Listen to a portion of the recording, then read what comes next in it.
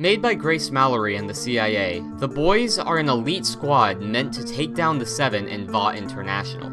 Although the group eventually split due to a failed mission, Billy Butcher would eventually reunite the group and remake them again in order to try to take down Vought another time. But how powerful is this elite squad? They might not have been able to take down the Seven, but that doesn't mean that they aren't strong. So, let's delve into this and find out how strong this group of misfits really is. Oi, Huey! You're a goddamn bloody beta. What, Butcher? Look at Kamiko Morgan over there. Now that's a Sigma. So to start this off, we've got to talk about the human members of the team. After all, the whole point of this team is regular humans trying to take down superheroes.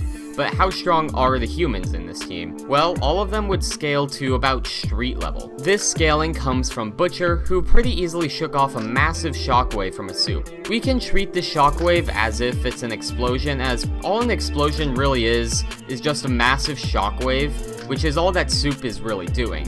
He's just producing it without the massive fireball. Taking into account how far away Butcher was from the soup and his surface area, Butcher would have taken about 5.2 kilojoules of energy from this blast, which is street level. For context, that is about 3.25 times more energy than Mike Tyson can punch with, and is almost twice the amount of energy required to crush a skull. Yet Butcher could shake off that attack casually and get right back up. Each of the characters scale to Butcher in both durability and in striking strength, as Butcher can harm Jock, who can harm him, thus meaning that Butcher scales to his own durability in strength. Mother's Milk was confident he could fight with Butcher and was able to severely harm Huey, who can take full-powered punches from Butcher and be perfectly fine, and Frenchie can fight with MM. Each of them also have feats of knocking out trained guards and tanking being close to explosions and casual strikes from soups, so all four of the human members are consistently in that street level range. The only one that isn't is Huey, as Huey has been established to not be as strong as the others. He's likely just human level in attack potency, as he should be as strong as your average untrained adult, but his durability would scale to the other guys. Huey is just a stone wall. He can take the same amount of punishment as the other guys can, but he can't dish it back out. For speed, none of the boys are really anything impressive. The most you can argue is like maybe athletic human reaction and combat speeds, as many of them are decent athletes and do have military training. Butcher could fight with Translucent, but Translucent is also incredibly fodder in comparison to everyone else on the Seven. So assuming that the boys scale to the rest of the Seven members just off of that is kind of ridiculous, but athletic human ranges do make sense for them. In lifting strength, again, the members would probably just be around average human to above average human, as Butcher should be comparable to Translucent, who could easily lift and throw around Huey, as well as lift a large TV over his head. So most of the stronger members, such as Butcher, should be around above average human or so. Nothing really that notable. Again though, Huey, being weaker than the rest of the group, should only have the lifting strength of your average man. But the main way these guys get their strength is from their weaponry. These guys have access to nearly every gun under the goddamn sun.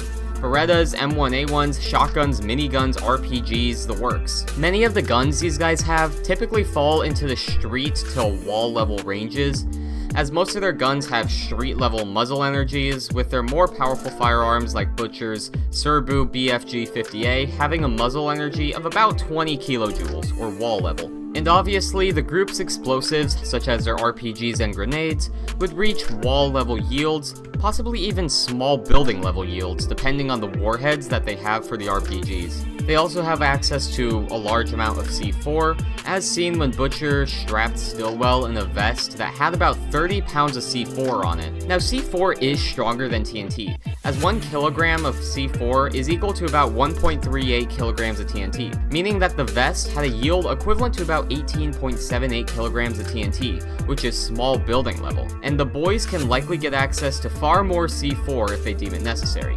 They also have access to holothane, which is a sleeping agent that can knock out soups, with most soups having resistance to powerful sleep-inducing chemicals, and they have access to various poisons as well.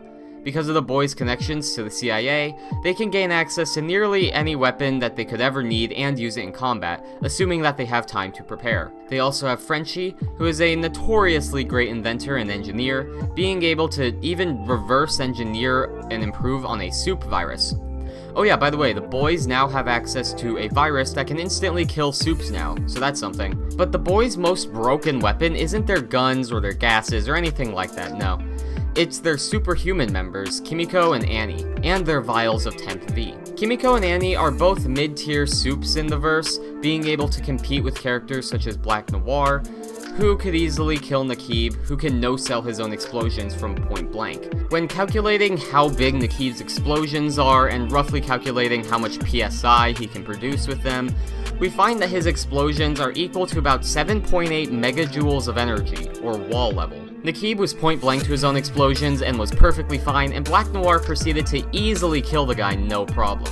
So this is very easy wall level for the soups right here. But there are even higher levels of power that the soups can scale to. MM was confident that Kimiko would be capable of tanking one of Lamplighter's Flame Blast, saying that all he would do is piss her off.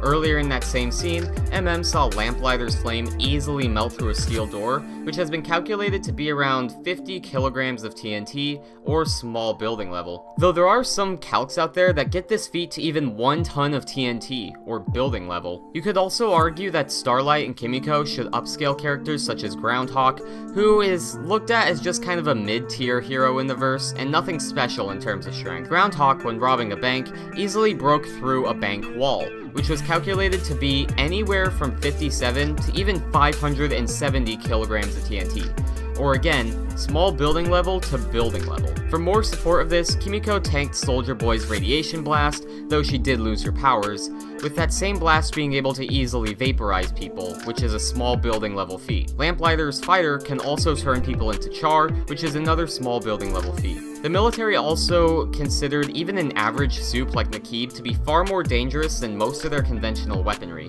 which would include stuff such as tanks, RPGs, and most smaller bombs, all of which typically fall into the small building level range. For lifting strength, Kimiko can rip off people's heads, which we've discussed before on this channel, and have determined it would require around 1.5 tons of force.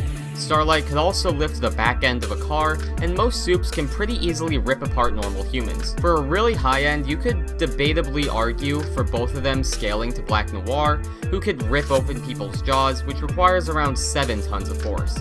But also, Black Noir has shown himself to be able to throw around and ragdoll the both of them, so you could argue he has better lifting strength than either of them. In terms of speed, they would both just scale to Queen Maeve and Black Noir, as they've been shown to clearly be on the same level as them and keep up with them. And there are multiple statements and showings that both Queen Maeve and Black Noir can outrun speeding cars, which would put them at around superhuman to subsonic in terms of speed. Now, both of these two have very impressive powers, with Kimiko's most potent ability being her regeneration. Getting a leg cut off, a bullet through the head, cut in half, blown into chunks, she's recovered from it all.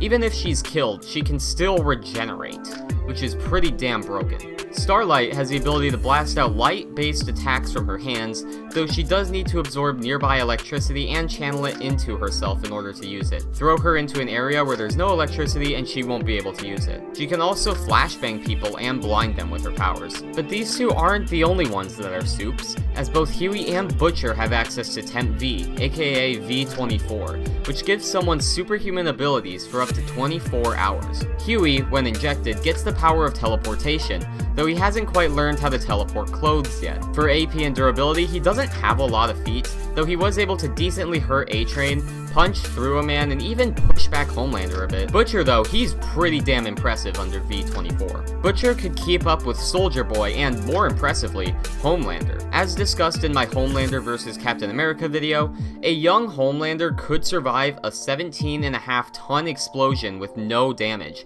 Butcher, under the effects of Temp V, was able to harm and pose a threat to an adult Homelander, putting Temp V Butcher at city block level. He would also scale to Homelander in speed, who could outspeed a C4 explosion and reach escape velocity, putting him in the hypersonic to high hypersonic range.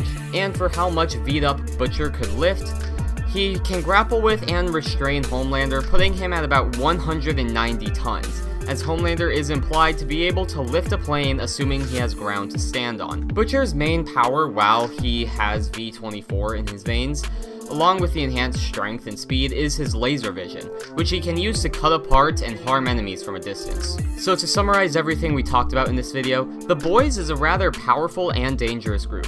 All of the members are street level, other than Huey, who's a stone wall, and the superhuman members would fall around small building to building level. They have weapons within the street level to small building level range, as well as access to various weapons that ignore durability, such as sleep-inducing smoke, poisons, diseases, and various other tech. And the team's most powerful weapon, Temp V, allows its human members to become far stronger, reaching low small building level on the low end to even city block level on the high end. But what do you guys think?